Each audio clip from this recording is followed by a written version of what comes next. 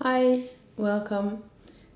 So today I'd like to work on building our ancestor field. So lots of this material I'm sharing with you is of course passed through from all of my teachers, which I'd like to thank very much, all of them. And I think this is a very nice period for us to look at the generation that came before us, some of them still being around us, but also noticing and honoring the fact that lots of the people leaving us right now in these difficult times are born in the 1940s or before that or after that, around that period, and what it will mean for the rest of our societies and of our culture to have them disappear, and whether we fully understand and honor and embrace their legacy. So, starting to build our ancestor field, I will start to place a stone that represents myself. So I need a big stash of pebbles, of small things, beans, anything. Dried small pastas will do too.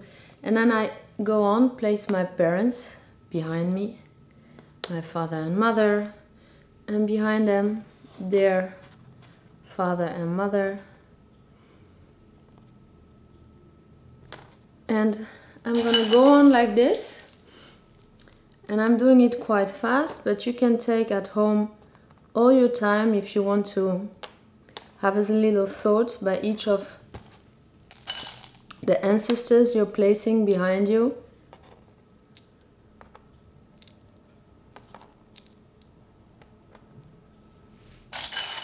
And just building row after row.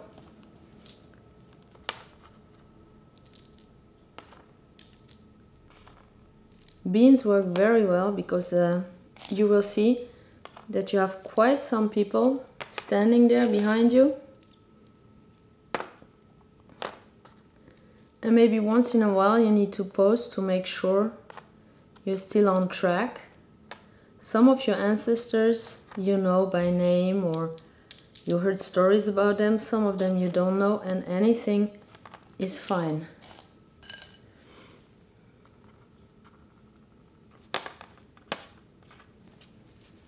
So I'm doing it on a white background so you can see, but of course anything's fine. I know some people like to dedicate a place in their home to build a small altar. And I'm right now not doing really thoroughly, but it's just to give you an idea. Behind every person I place, behind each of my ancestors, I place both their parents.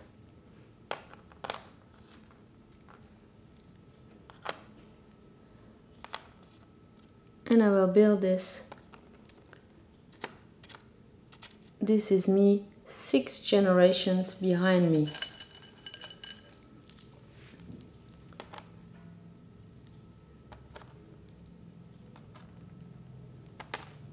So this is quite some people standing behind me.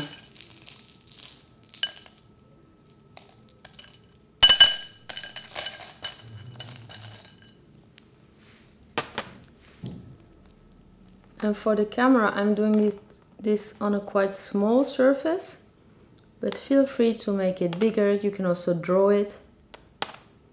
So it's like panning out like a big fan behind you.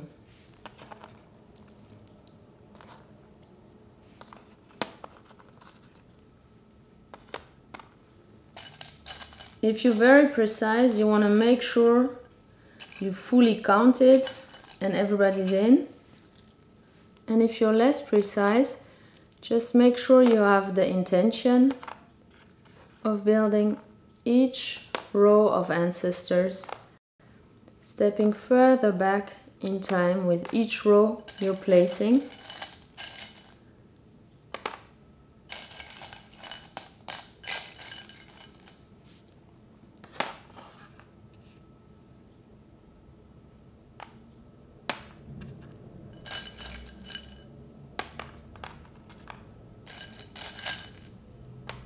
So right now I'm not counting whether I did it very thoroughly or not, but I just kind of make sure this is me, and this is 1, 2, 3, 4, 5, 6 rows behind me.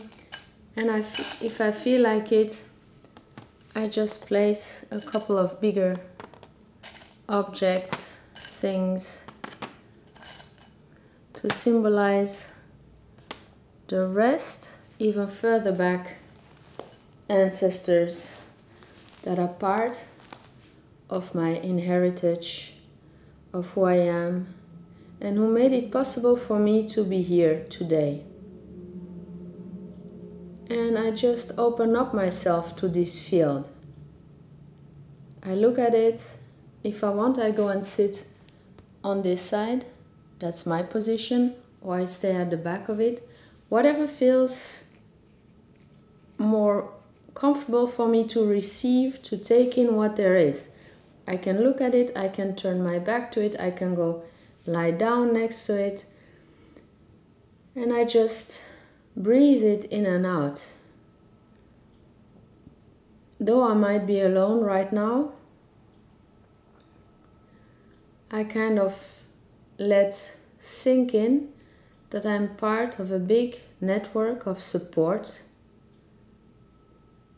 I'm part of my ancestor field, and all my ancestors manifest somehow through me, through the life I'm living.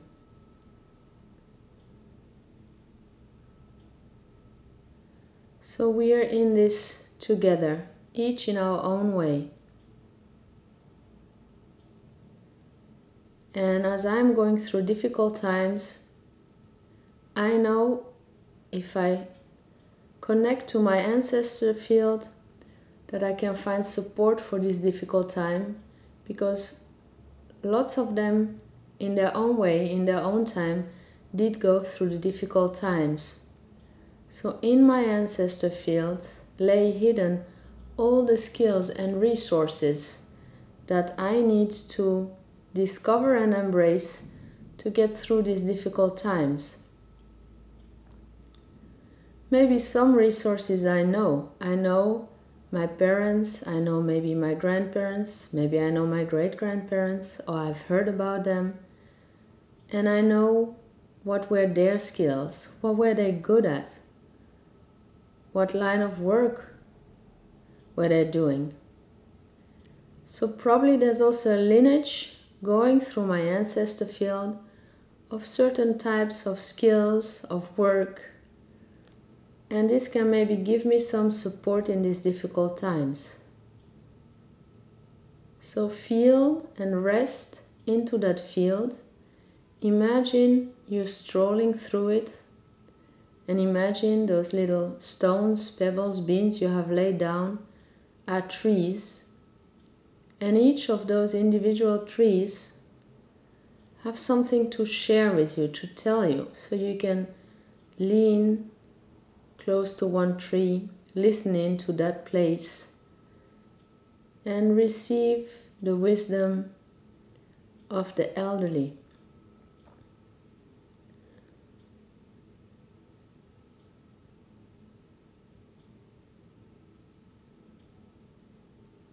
Maybe some people in this field, very close to you, are troubled, are not well, are suffering from illness.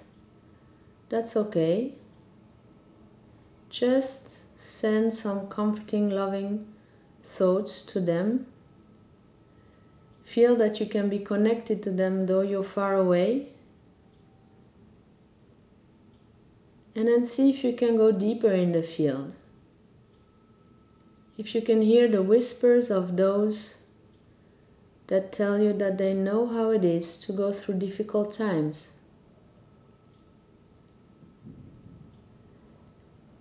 Can you go and listen to those that share how they have overcome difficult times. Times of anxiety, times of fear, times of uncertainty.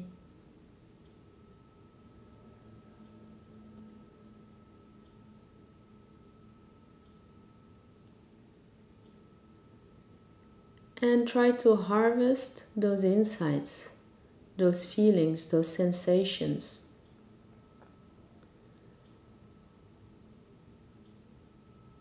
And once you have received those sensations and harvested them, maybe you can go as a fresh messenger back into your field to the people close to you and give them those soothing messages from further in the ancestor fields. So if your parents or your grandparents are worried, what do you give them back that is further in the field? To give them a little bit of comfort, a little bit of rest. And maybe it's you yourself who needs that comfort and rest. That's okay.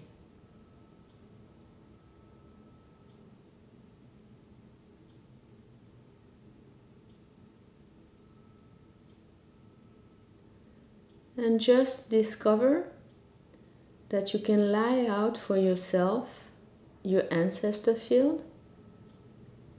By doing so, you kind of make it tangible, make it visible to yourself. Give it anchoring. And then you can enter it. You can go and have a stroll, a walk through your ancestor field. It becomes like a landscape that you set out there around you, and you can enter that landscape. It's just like a painting. When you watch a painting in the wall on a museum or somewhere, if you want to, you can enter that painting, take a stroll through it, base yourself in it. So now you're just for yourself painting, building your ancestor field and inviting yourself to stroll through it.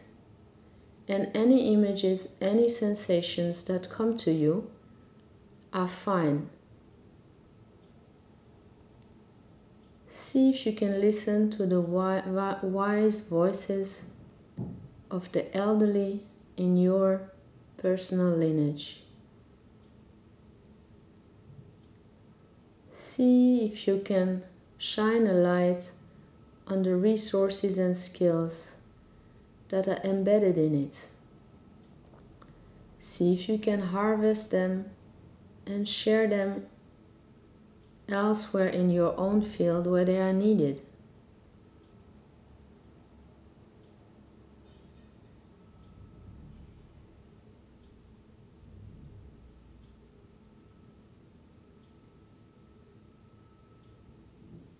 And when you're finished, just in your own way, find a gesture, words to thank your field. Might be in silence. Anything is fine. And know that anytime you can come back to it, connect to it. The more you're busy with it, the more it will gain strength and become meaningful for you and for everybody part of that field.